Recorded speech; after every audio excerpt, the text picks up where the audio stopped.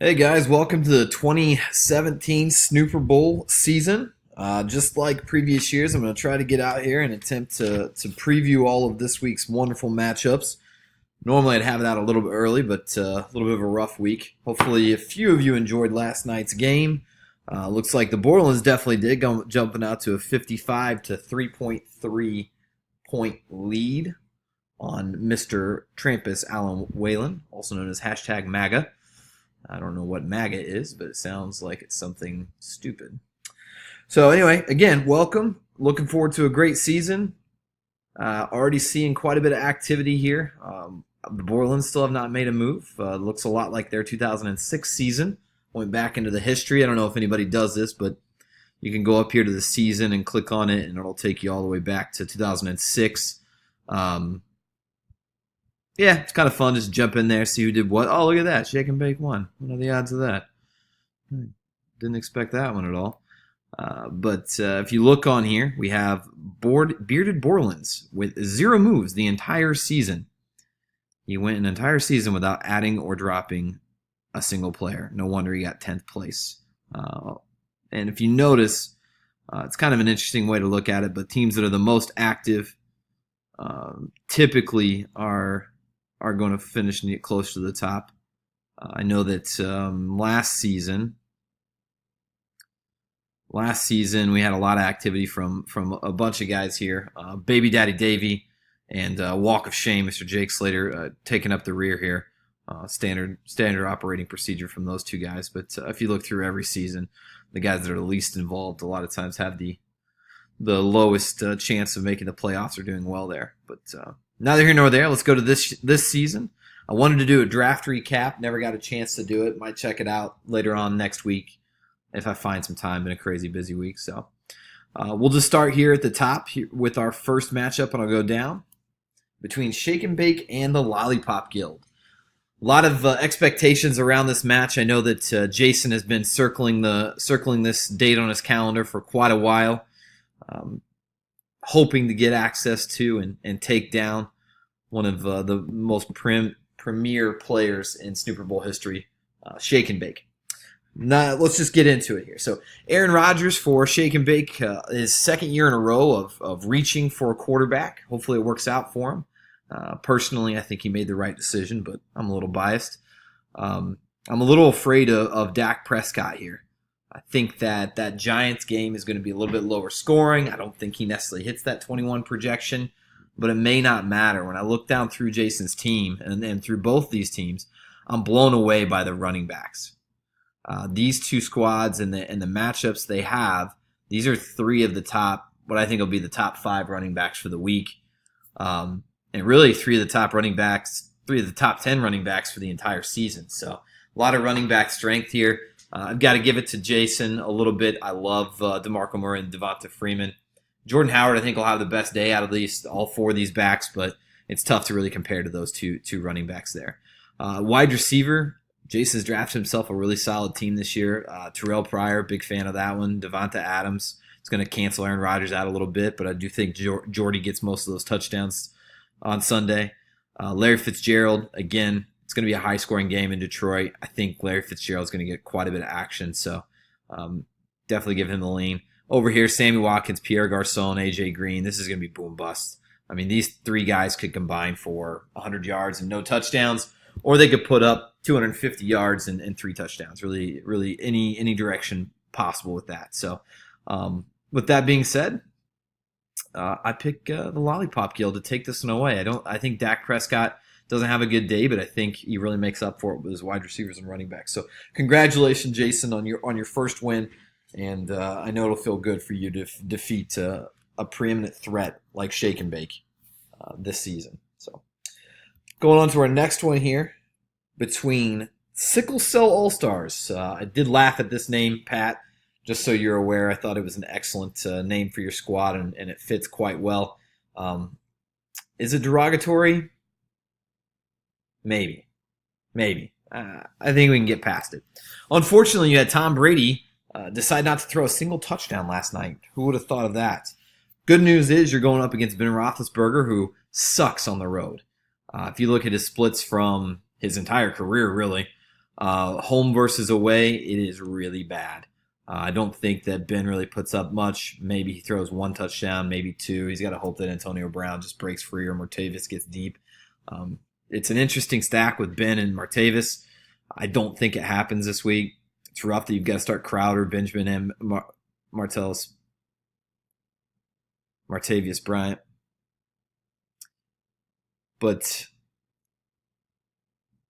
And I'm back. Sorry, guys. I had a little technical difficulty there. Hopefully, I'll get it worked out. I'm using a new system here, so kind of got stuck there. But anyway, back to the analysis. I do like Dez Bryant, even though I don't like Dak. I do think Dez gets in the end zone. John Brown, again, I think that's a high-scoring game. Could easily get deep, get behind that defense, and really burn the Lions.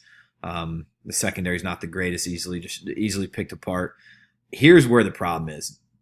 I was talking earlier about Shake and Bake and the Lollipop Guild having an incredible backfield, but now I'm looking at Joe Mixon and Bilal Powell. Sickle cell. Go trade for one of these guys.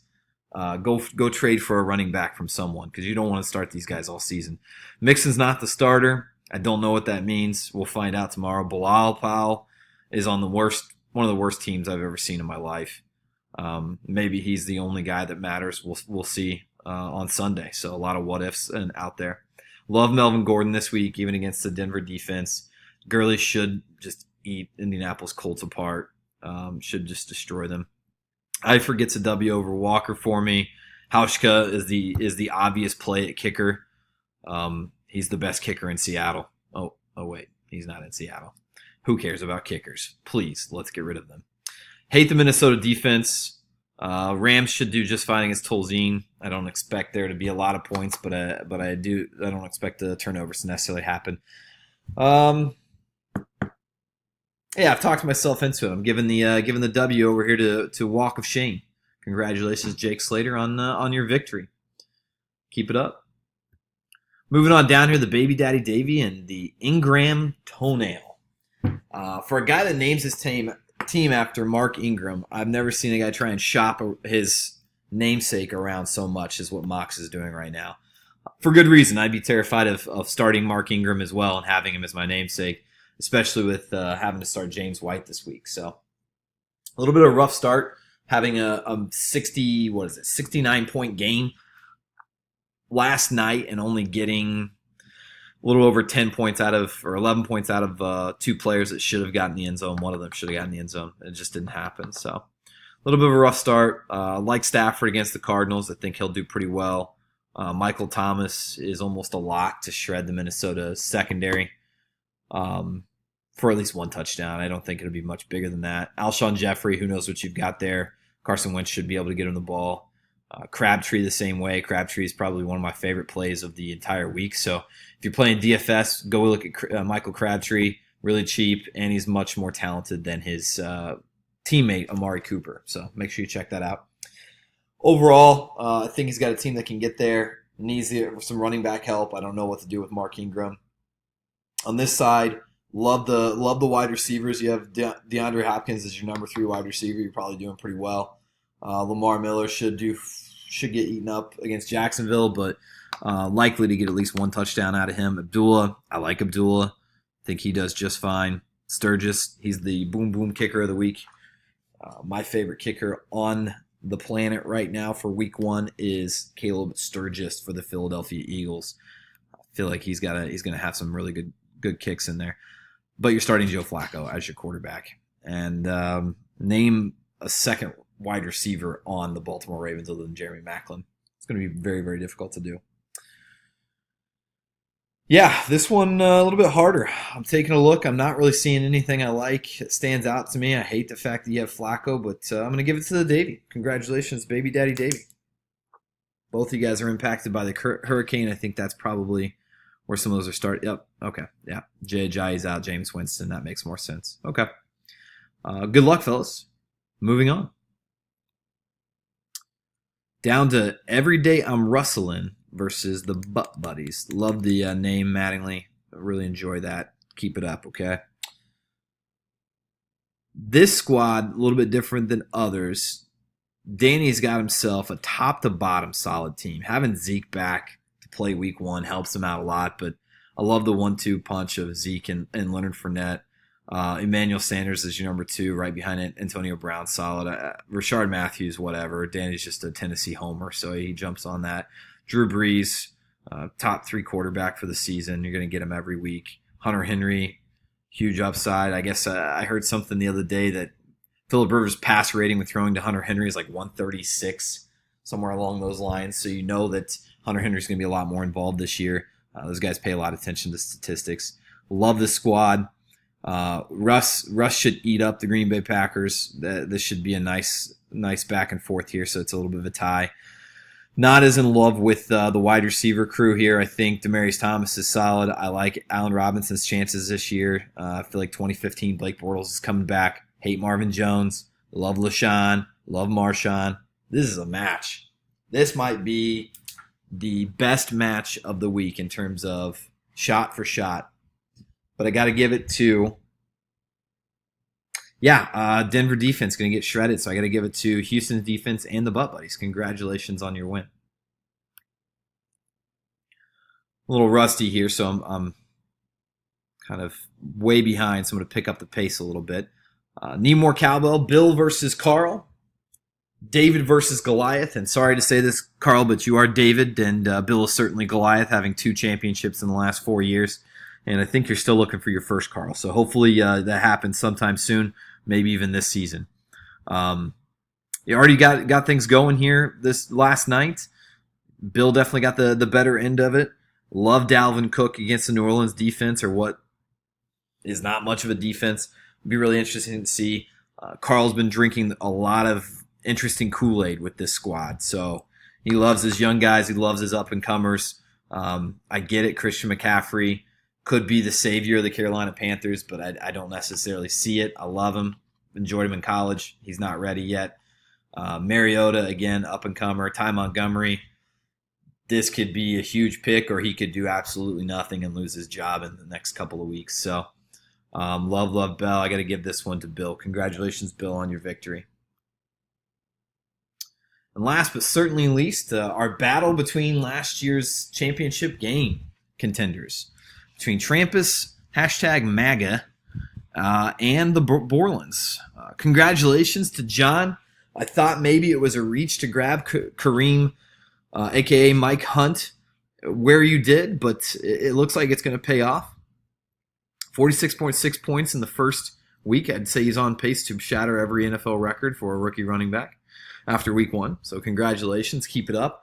Gronk putting up 3.3, getting 0 out of New England defense. The good news for Trampus and his squad is he's put together 3 wide receivers that can just absolutely go off. I feel like there's a pretty good chance that T.Y., Golden Tate, and Thielen all get in the end zone, and it's possible that 1 or 2 of them gets in there twice. Diddy is going to eat. That's going to be a high-scoring game, as I've mentioned. I don't mind Rob Kelly at all. I think finding another running back to replace him with is a good idea. That's what I thought. He had McFadden and Rodgers. Kind of rough to have that happen to you. But like the running back combination, I think you can overcome this massive difference in your scores. Corwell is going to have a little bit of a tough time. Not a receiving back. They're going to have to scramble a lot.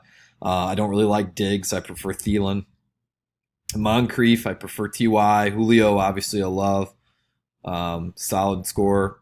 Cam Newton burned me all last season, so I don't really have a lot of faith in him. So he's down 52 points right now, but I'm going to give a comeback win. Massive comeback win. The comeback of the season to #MAGA. Congratulations. It's about all the time I have right now. I'll improve for next week. Sorry about the lateness of this, and good luck in week 1, and enjoy.